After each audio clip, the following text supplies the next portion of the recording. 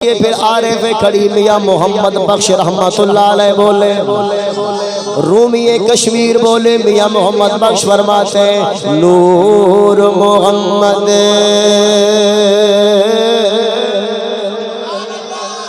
नूर मोहम्मद ओ दो हो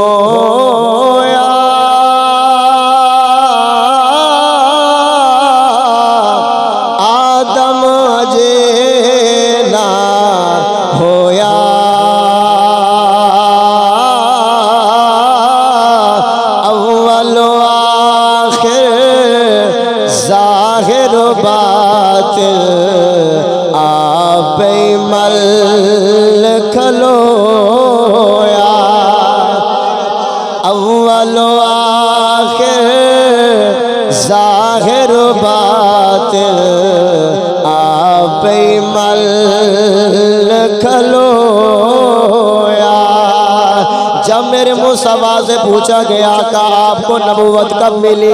ऐ मेरे महबूब आप कब से नबी हैं?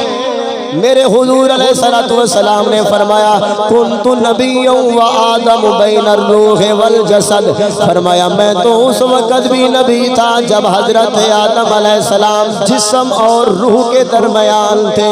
अभी आदम न बने थे, मैं फिर भी नबी था। इसी बात का तर्जमा आरिफ खड़ी फरमा रहे नूर मोहम्मद ओ दो होया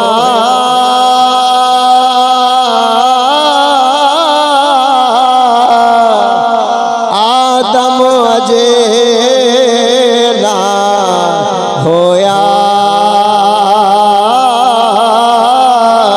अव्वल आखिर बात आप मल खल